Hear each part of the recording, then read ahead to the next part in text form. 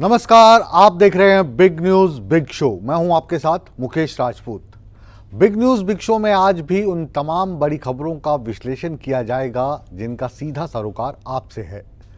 Big news big show में आज बात होगी फिल्म स्टार सलमान खान के घर पर जो फायरिंग हुई थी उसमें अब पुलिस के हाथ कौन से सबूत लगे हैं और इन सबूतों का कनेक्शन किसके साथ निकला है।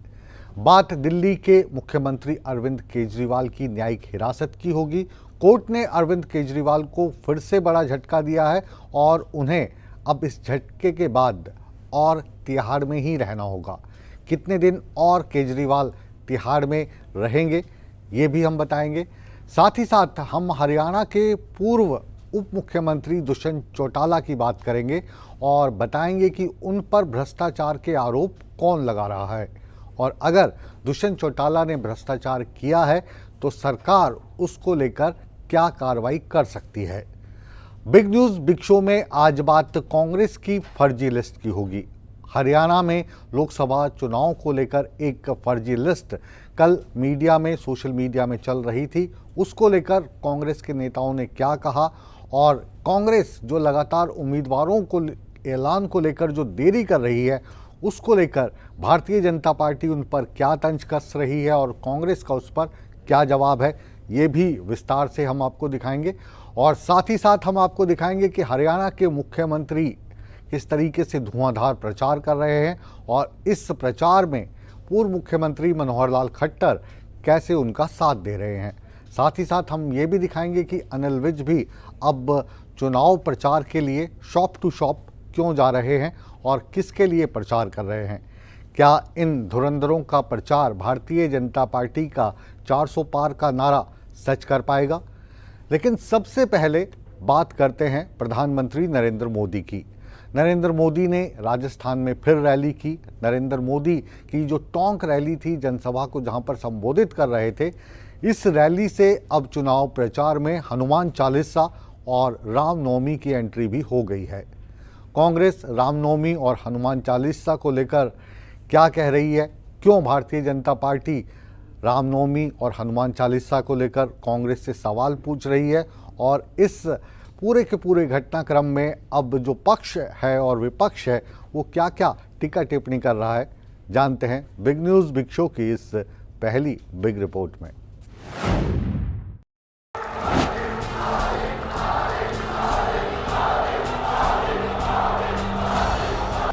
लोकसभा चुनाव से पहले देश भर में नेताओं के लगातार दौरे चल रहे हैं, तो वहीं प्रधानमंत्री नरेंद्र मोदी के भी अलग अलग राज्यों में लगातार दौरे हो रहे हैं। इसी कड़ी में प्रधानमंत्री ने दूसरे चरण के मतदान से पहले राजस्थान के टोंक सवाई माधोपुर में एक जनसभा को संबोधित किया। इस दौरान उन्होंने कांग्रेस पर करारा प्रहार किया और कहा कि सत्ता में आने पर कांग्रेस आपके घर का सर्वे करवाएगी और जिसके पास एक से ज्यादा घर होगा उसका छीन लेगी।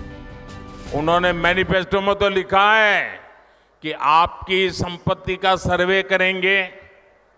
हमारी माताओं बहनों के पास जो स्त्री धन होता है, जो मंगलसूत्र होता है, उसका सर्वे करेंगे।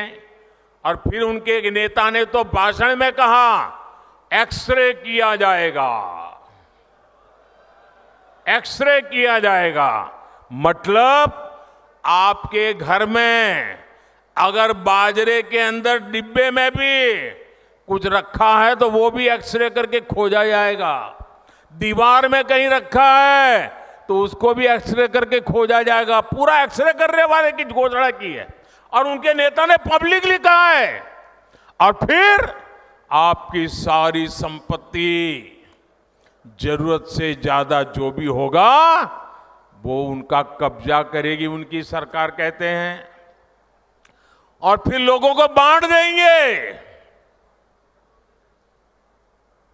अगर आपके पास 2 घर है, यहां गांव में घर है और बच्चों के लिए आपने जयपुर जोधपुर में अगर एक छोटा फ्लैट ले लिया है तो एक्सरे करेंगे कि भाई 2 घर है, एक वापस दो, सरकार को दे दो। बताइए आपको मंजूर है क्या? ये मंजूर है क्या? क्या स्त्री धन पर हाथ लगा सकते हैं क्या? क्या मंगलसूत्र पर हाथ लगा सकते हैं क्या? ये पंजे की ये ताकत, भाइयों बहनों, राजस्थान में से एक भी पंजा बचना नहीं चाहिए भाइयों। प्रधानमंत्री मोदी ने कर्नाटक में हुई एक घटना का जिक्र करते हुए कहा कि कांग्रेस के शासन में हनुमान चालीसा सुनना भी गुनाह हो गया। कुछ दिन पहले वहां एक छोटा दुकानदार, उसको सिर्फ इसलिए बुरी तरह से पीटा गया, लहूलुहान कर दिया गया, क्योंकि वो अपनी दुकान में बैठे बैठे हनुमान चालीसा सुन रहा था। ये कांग्रेस की कर्नाटका की सरकार का काम देखिए। अपनी छोटी सी दुकान में एक गरीब आदमी भक्ति भाव से प्रभु हनुमान जी का स्मरण करते हुए हनुमान चालीसा सुन रहा था, उसको लहूलुहान कर दिया गया। आप कल्पना कर सकते हैं, कांग्रेस के राज में हनुमान चालीसा सुनना भी गुनाह हो जाता है।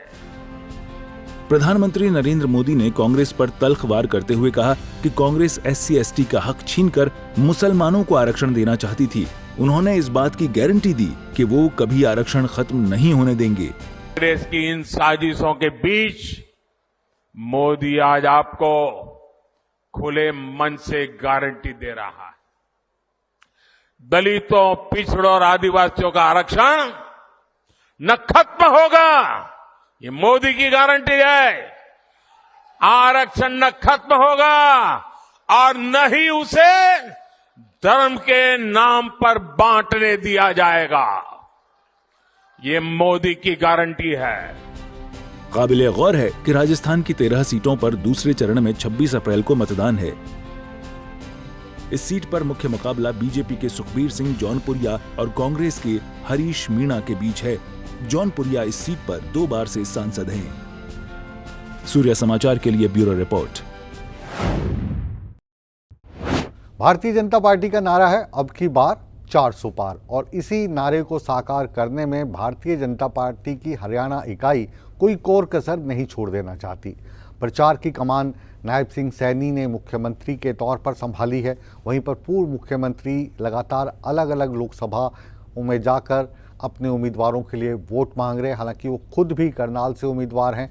जो दिग्गज नेता हैं वो भी डोर टू डोर जाकर, शॉप टू शॉप जाकर जो कार्यकर्ता हैं, जो वोटर्स हैं, उनकी नब्ज टटोलने में जुटे हैं। आज इसी कड़ी में अनिल विज भी शॉप टू शॉप प्रचार करते नजर आए। उन्होंने बंटू कटारिया के पक्ष में दुकानदारों से, लोगों से वोट मांगा। अब ये जो प्रचार है कितना सार्थक रहा, कैसा इसको रिस्पांस मिला, जब जनता के बीच भारतीय जनता पार्टी के नेता जा रहे हैं तो जनता से उनको कैसा रिस्पांस मिल रहा है, देखते हैं ग्राउंड जीरो की ये रिपोर्ट।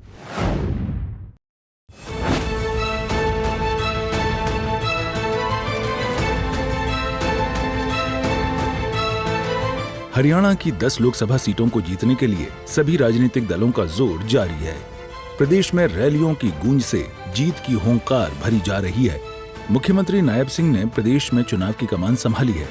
इस कड़ी में नारनौल में विजय संकल्प रैली का आयोजन हुआ।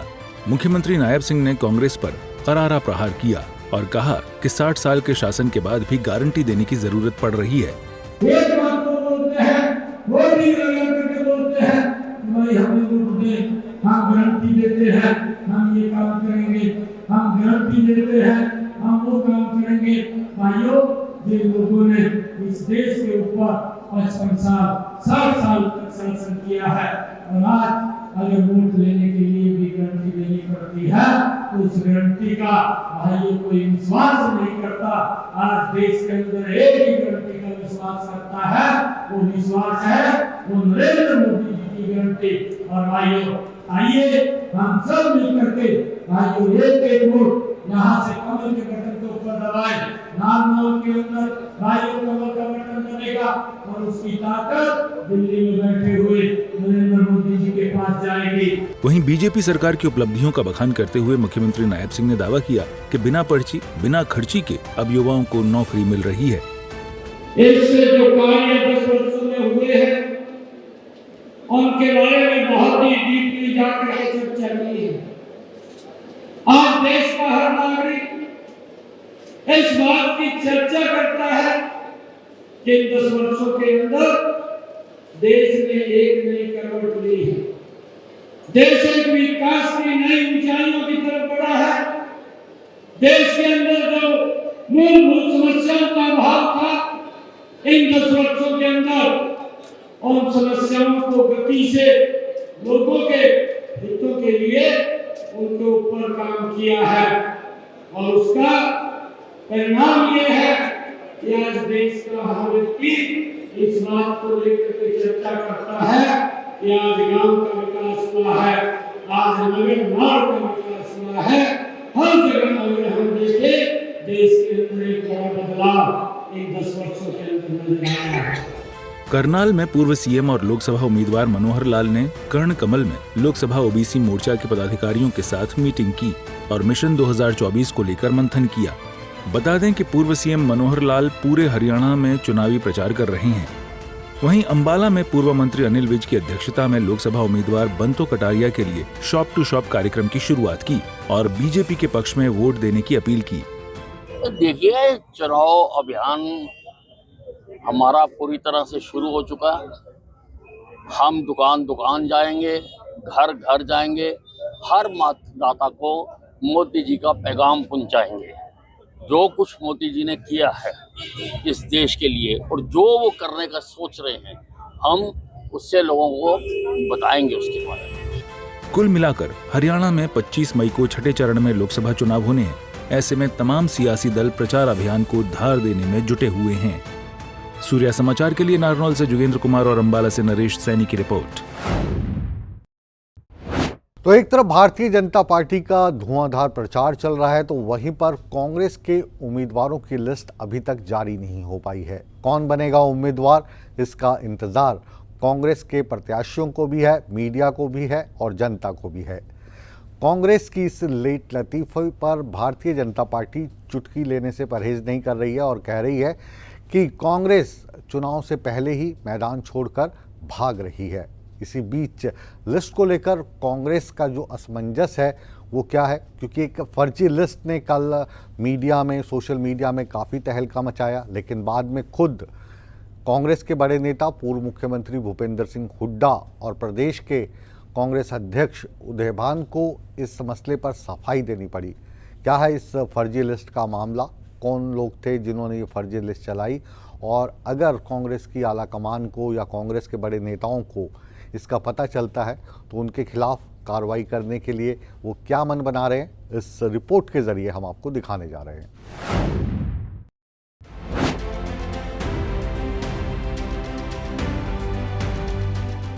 चुनाव नजदीक हैं, ऐसे में सभी पार्टियां जोर आजमाइश कर रही हैं कि अपने आप को मजबूत बनाया जाए।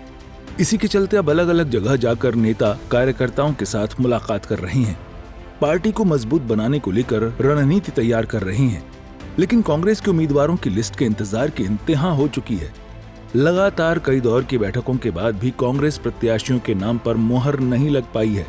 इसी को लेकर जब कांग्रेस नेता कुमारी सैलजा से सवाल पूछा गया तो उन्होंने जवाब दिया कि उनके नेताओं का व्यस्त शेड्यूल चल रहा है। तैयारी तो सब जगह ही ठीक है, कांग्रेस पार्टी की अच्छी तैयारी है सब जगह, और जैसे ही पार्टी का फैसला होगा सभी कैंडिडेट्स का तो और ज़्यादा तैयारी हो जाएगी। तो कब तक उम्मीदें हैं टिकट क्लियर हो जाए? जल्दी होना चाहिए, क्योंकि हमारे नेता थोड़ा बिजी थे, बिजी चल रहे हैं, देश भर में कैंपेन हो रही है, तो जैसे ही जल्दी समय मिलेगा फैसला हो जाएगा। कुमारी सैलजा ने बीजेपी पर कटाक्ष करते हुए कहा कि पूरे हरियाणा में पुराने कांग्रेसियों को टिकट दी जा रही है, इनके पास अपना कोई नेतृत्व नहीं है। सिर्फ वहाँ क्या, पूरे हरियाणा में आप देख रहे हो कि सारे पुराने कांग्रेसियों को ये टिकट दे रहे हैं, इनके पास अपना तो कोई नेतृत्व है नहीं। तो पुराने कांग्रेसियों को ले के जगह जगह कर रहे हैं, लेकिन लोगों की आस्था पार्टी में है।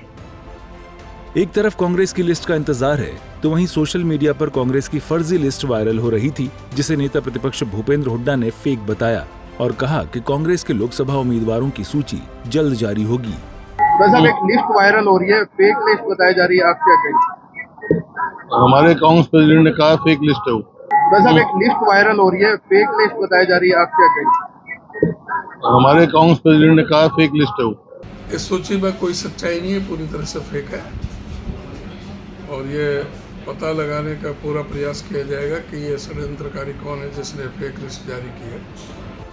वहीं पूर्व मुख्यमंत्री मनोहर लाल ने भी कांग्रेस की फर्जी सूची पर चुटकी ली। सुनिए जरा।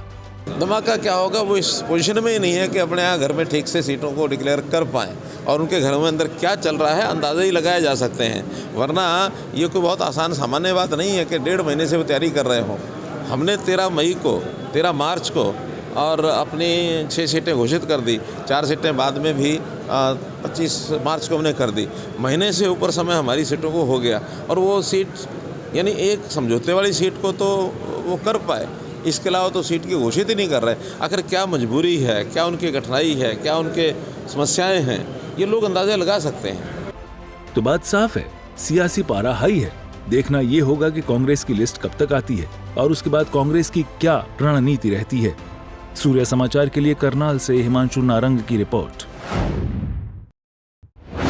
हरियाणा में लोकसभा का चुनाव प्रसार जोरों पर है। इस बीच बात करें पूर्व मुख्यमंत्री दुष्यंत चौटाला की, तो दुष्यंत चौटाला की पार्टी के ही विधायक रामकुमार गौतम ने उन पर गंभीर आरोप लगा दिए हैं और चुनाव का मौसम है तो ये जो आरोप हैं ये तूल पकड़ते जा रहे हैं।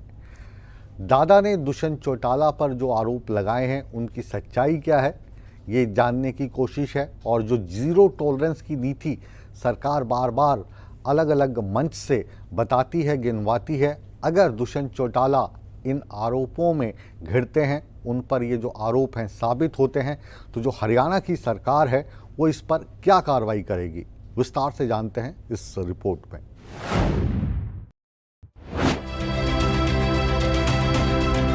हरियाणा के पूर्व उप मुख्यमंत्री दुष्यंत चौटाला की मुश्किलें बढ़ती नजर आ रही हैं। दुष्यंत चौटाला पर अब घोटाले का साया छाया हुआ है। दुष्यंत चौटाला पर सरकार में रहते हुए भ्रष्टाचार करने के आरोप लगे हैं। दरअसल दुष्यंत चौटाला पर ये आरोप जेजेपी के विधायक राजकुमार गौतम ने हरियाणा के विधानसभा सत्र के दौरान लगाए थे, जिस पर अब फिर से सवाल उठने शुरू हो गए हैं। दुष्यंत चौटाला पर शराब घोटाला, रजिस्ट्री घोटाला, धान घोटाला और हिसार एयरपोर्ट के लिए जमीन घोटाले के आरोप हैं। इन आरोपों पर दुष्यंत चौटाला की ओर से सफाई भी दी जा चुकी है। जेजेपी विधायकों के इतने बड़े आरोपों के बाद अब ये मामला और गर्मा गया है। राजकुमार गौतम के बयान पर हरियाणा के मुख्यमंत्री नायब सिंह सैनी से मीडिया ने सवाल किए, जिस पर हरियाणा के मुख्यमंत्री नायब सिंह सैनी ने एक्शन की बात कही। नायब सिंह सैनी की ओर से साफ किया गया है कि अगर कोई शिकायत आती है तो उस पर सरकार जांच करेगी। जो मेरे सिंबल के ऊपर वो चुन करके आए और वही मेरे विधायक मेरे ऊपर भ्रष्टाचार को लेकर के उन्होंने उसके ऊपर भला बुरा कहा है, उसको समझना चाहिए। यहाँ ट्रांसपेरेंसी आधार के ऊपर ये सरकार काम करती है। ये चाहे मनोहर लाल जी की सरकार है, आज चाहे मैं इसके अंदर मुखिया के तौर के ऊपर देख रहा हूँ, भ्रष्टाचार से किसी प्रकार का समझौता नहीं है। कोई भी व्यक्ति है अगर भ्रष्टाचार के अंदर लिप्त होगा उसके खिलाफ सख्त कार्रवाई सरकार करेगी। मुख्यमंत्री नायब सिंह सैनी के बयान के बाद मामले ने और तूल पकड़ लिया है। दुष्यंत पर लग रहे आरोपों पर अब दुष्यंत चौटाला पर अभय चौटाला ने भी घोटाले के बड़े आरोप लगाए हैं। दुष्यंत चौटाला पर लगे आरोपों पर हरियाणा के पूर्व मुख्यमंत्री मनोहर लाल ने भी बयान दिया है। हरियाणा के पूर्व मुख्यमंत्री मनोहर लाल ने जीरो टॉलरेंस नीति के तहत कार्रवाई करने की बात कही है और कहा है कि घोटाले का जो भी दोषी होगा उसे बख्शा नहीं जाएगा। बयानबाजी नहीं है, वो किसी एक स्थान के ऊपर ये विषय आया था, उन्हीं के पार्टी के कुछ सीनियर नेता ने कहा था कि ऐसा हुआ है। अब उसके अंदर जो कुछ है वो भी सरकार में साझे थे। अगर वो किसी बात के बारे में कह रहे हैं तो मैंने इतना ही कहा है कि अगर किसी बात के बारे में कह रहे हैं तो उन सब की जानकारी ली जाएगी, और जानकारी ली जाएगी तो कोई दोषी पाया जाएगा, उसके खिलाफ कार्रवाई होगी। दोषी कोई भी मिल सकता है, और जो निर्दोष होगा उसके खिलाफ कार्रवाई नहीं होगी। सरकार का एक हमारा इकबाल है, और सरकार के इकबाल के नाते से हम हमेशा ये स्टैंड लेते रहे हैं कि जो दोषी होगा, कोई भी हो, किसी भी पार्टी का हो, उसके खिलाफ कार्रवाई। हरियाणा के पूर्व उप मुख्यमंत्री दुष्यंत चौटाला के पास 11 विभाग पिछले समय में रहे हैं, जिनको लेकर जेजेपी विधायक रामकुमार गौतम ने घोटाले के आरोप लगाए हैं। अब देखना होगा कि जेजेपी विधायक की ओर से लगाए गए आरोपों में कितनी सच्चाई है। ब्यूरो रिपोर्ट, सूर्या समाचार। हरियाणा के बाद आइए अब बात करते हैं दिल्ली की। दिल्ली के मुख्यमंत्री अरविंद केजरीवाल अभी भी तिहाड़ जेल में हैं। कोर्ट ने उनको एक बार फिर झटका दिया है। केजरीवाल की न्यायिक हिरासत बढ़ा दी गई है, यानी अभी केजरीवाल जेल में ही रहेंगे। कितने दिन जेल में रहेंगे और कोर्ट ने ये न्यायिक हिरासत क्यों बढ़ाई है, देखिए हमारी इस विशेष रिपोर्ट में।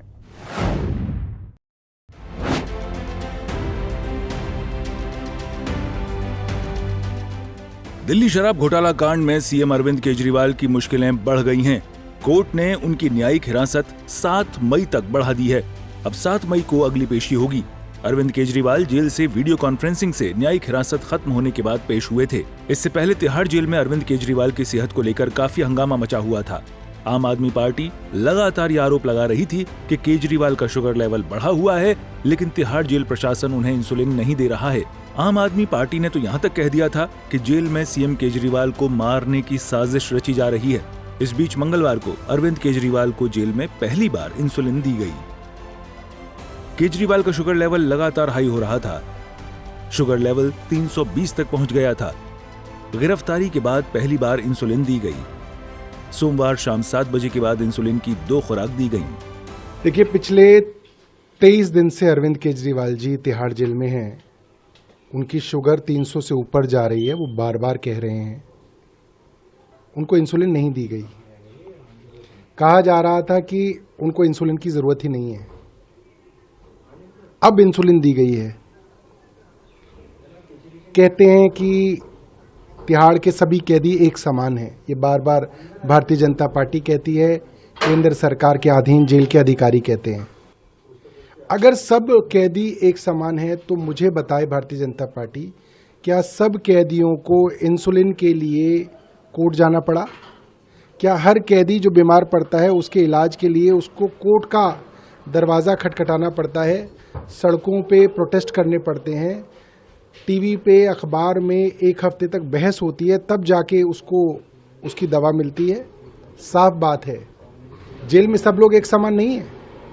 जो साधारण कैदी हैं उनको फिर भी ठीक से रखा जा रहा है, मगर अरविंद केजरीवाल जी को जानबूझ के परेशान करने के लिए उनके खिलाफ षड्यंत्र के तहत उनका नुकसान करने की कोशिश की जा रही है। काबिले गौर है कि दिल्ली के शराब घोटाले में ईडी ने मुख्यमंत्री अरविंद केजरीवाल को 21 मार्च को गिरफ्तार किया था। इस गिरफ्तारी के बाद लगभग 10 दिन तक केजरीवाल ईडी की कस्टडी में रहे थे। इसके बाद 1 अप्रैल को उन्हें अदालत ने 15 दिन की न्यायिक हिरासत में भेज दिया था। इसके बाद 15 अप्रैल को कोर्ट ने उन्हें फिर 23 अप्रैल तक की हिरासत में भेज दिया था। अब उनकी न्यायिक हिरासत 7 मई तक बढ़ा दी गई है। वहीं गिरफ्तारी को चुनौती देने वाली उनकी याचिका पर सुप्रीम कोर्ट में 29 अप्रैल को सुनवाई होगी। दिल्ली के मुख्यमंत्री अरविंद केजरीवाल की न्यायिक हिरासत 7 मई तक बढ़ा दी गई है। राउज एवेन्यू कोर्ट ने ये न्यायिक हिरासत बढ़ाई है। दरअसल मंगलवार को अरविंद केजरीवाल की न्यायिक हिरासत पूरी हो रही थी, जिसके बाद ईडी ने अरविंद केजरीवाल को वीडियो कॉन्फ्रेंसिंग के जरिए पेश किया। ईडी ने न्यायिक हिरासत बढ़ाने की मांग की। ईडी लगातार ये कह रही है कि दिल्ली की आबकारी नीति, जिसमें कथित घोटाले की बात की जा रही है, उसके मुख्य साजिश करता है अरविंद केजरीवाल, और इसलिए अभी जांच करनी है और इसलिए न्यायिक हिरासत बढ़ाने की मांग की। ईडी की इस मांग को कोर्ट ने मंजूर करते हुए 7 मई तक अरविंद केजरीवाल की न्यायिक हिरासत बढ़ा दी है। यानी कि कम से कम फिलहाल अरविंद केजरीवाल को किसी तरह की कहीं से कोई राहत नहीं मिलती दिखाई दे रही है। इससे पहले मंगलवार को ही सुबह तिहाड़ जेल प्रशासन की तरफ से अरविंद केजरीवाल को इंसुलिन दिया गया, क्योंकि इंसुलिन इसलिए दिया गया, लगातार इंसुलिन को लेकर राजनीति हो रही थी। आम आदमी पार्टी ये कह रही थी कि अरविंद केजरीवाल शुगर के मरीज हैं और उनको जानबूझ के इंसुलिन नहीं दिया जा रहा है। मंगलवार सुबह तिहाड़ जेल प्रशासन की तरफ से अरविंद केजरीवाल को इंसुलिन दिया गया और उससे पहले राउज एवेन्यू कोर्ट से ही सोमवार को अरविंद केजरीवाल को वीडियो कॉन्फ्रेंसिंग के जरिए निजी डॉक्टर से सलाह के लिए भी मना कर दिया गया। कोर्ट ने ये कहा कि एम्स के डॉक्टर की टीम का बोर्ड जो है वो तय करेगा कि अरविंद केजरीवाल को क्या सलाह देनी है। और वहीं दूसरी तरफ सुप्रीम कोर्ट में भी अरविंद केजरीवाल ने अपनी गिरफ्तारी को चुनौती दे रखी है। कैमरामैन प्रदर्शन के साथ दिल्ली से सूर्य समाचार के लिए विनय सिंह। और अब बात करते हैं बॉलीवुड स्टार सलमान खान की। सलमान खान के घर पर जो फायरिंग हुई, इस फायरिंग को लेकर पुलिस को एक बड़ी कामयाबी मिली है। पुलिस ने उस पिस्टल को बरामद कर लिया है जिससे फायरिंग की गई थी। सलमान को धमकी देने में जो लॉरेंस बिश्नोई गैंग का हाथ था, उस पर पुलिस तफ्तीश कर रही है और कई बिंदुओं पर उसको सफलता मिली है। कौन आरोपी है इसमें, उसको किसने भेजा था और ये जो पूरा का पूरा मामला था, इसकी कड़ी किसके साथ जुड़ रही है, इसको सुलझाने में पुलिस लगभग कामयाब हो गई है। देखिए इस रिपोर्ट में।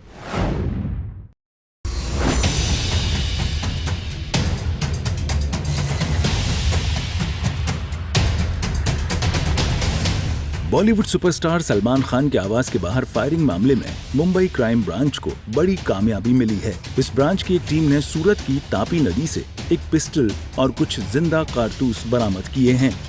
क्राइम ब्रांच का दावा है कि ये वही हथियार हैं जिसका इस्तेमाल 14 अप्रैल को सलमान खान के घर पर हुई फायरिंग के लिए किया गया था। हथियार को आगे के विश्लेषण के लिए FSL के बैलिस्टिक विभाग को भेजा जाएगा। दोनों शूटर्स विकी गुप्ता और सागर पाल के मुताबिक उन्होंने गोलीबारी को अंजाम देने के बाद हथियार और गोलियां सूरत में तापी नदी में फेंक दी थीं। चलिए आपको बताते हैं कि सूरत की तापी में क्राइम ब्रांच मुंबई के तलाशी अभियान के दौरान क्या क्या मिला। पिस्टल 2, मैगजीन 3, जिंदा कारतूस 13। अब आपको ये भी समझाते हैं कि ये पूरा माजरा क्या है। सलमान खान के बांद्रा स्थित गैलेक्सी अपार्टमेंट पर 14 अप्रैल की सुबह 2 मोटरसाइकिल सवार लोगों ने फायरिंग की थी। पुलिस ने IPC की धारा 307 के तहत FIR दर्ज की थी। 16 अप्रैल को पश्चिमी कच्छ भुज पुलिस ने 2 आरोपियों को गिरफ्तार किया था। सलमान खान के घर पर गोली चलवाने की जिम्मेदारी लॉरेंस बिश्नोई के भाई अनमोल बिश्नोई ने फेसबुक पोस्ट के जरिए ली थी। जिस फेसबुक पोस्ट पर जिम्मेदारी ली गई थी उसका IP एड्रेस पुर्तगाल का था। चलिए आपको सलमान खान और लॉरेंस बिश्नोई के बीच की दुश्मनी की वजह भी समझाते हैं। बात साल 1998 की है। सलमान खान हम साथ साथ हैं मूवी की शूटिंग कर रहे थे। फिल्म की शूटिंग राजस्थान में चल रही थी। 27-28 सितंबर की रात सलमान खान फिल्म के बाकी कलाकारों के साथ शिकार पर निकले, जहां घोड़ा फार्म हाउस में काले हिरण का शिकार हुआ। इसके बाद 1 अक्टूबर की रात जोधपुर के कंकाली गांव में 2 काले हिरणों का शिकार किया गया। जहां हिरणों का शिकार हुआ वहां गांव वालों ने एक जिप्सी घूमती देखी तो वहां दौड़ कर गए तो उन्हें जिप्सी भागती हुई दिखाई दी। गांव वालों ने जिप्सी में मौजूद लोगों के बीच बॉलीवुड सुपरस्टार सलमान खान का चेहरा पहचान लिया। इसके बाद उन पर केस दर्ज हुआ। हालांकि उस वक्त वे छूट गए। लॉरेंस बिश्नोई की सलमान खान से सीधे तौर पर कोई दुश्मनी नहीं है। न ही लॉरेंस बिश्नोई ने सलमान खान से कभी किसी तरह की रैंसम डिमांड की है। लॉरेंस बिश्नोई की सलमान खान से एकमात्र दुश्मनी की वजह है काला हिरण, क्योंकि सलमान खान पर काले हिरण का शिकार करने का इल्जाम है। काला हिरण बिश्नोई समाज के लिए पूजनीय है। लॉरेंस बिश्नोई के अनुसार सलमान खान ने काले हिरण का शिकार करके बिश्नोई समाज की भावनाएं आहत की हैं। लॉरेंस बिश्नोई का कहना यह भी है कि अगर सलमान खान बिश्नोई समाज की कुलदेवी के सामने जाकर माफी मांग लेते हैं तो वो उन्हें माफ कर देगा। बहरहाल अब पुलिस नदी में आरोपियों के फोन की तलाश कर रही है। कहा जा रहा है कि फोन के जरिए कई बार आरोपियों के बैंक में पैसे ट्रांसफर हुए हैं। अब देखने वाली बात होगी कि सलमान खान के घर के बाहर फायरिंग मामले में और क्या नए मोड़ सामने आते हैं। सूर्य समाचार के लिए bureau report. Big news big show को फिलहाल विराम देने का समय आ गया है, लेकिन आप कहीं मत जाइए, बने रहिए हमारे साथ, क्योंकि बिग न्यूज बिग शो के बाद भी सूर्य समाचार पर खबरों का सिलसिला बदस्तूर जारी है। बने रहे हमारे साथ।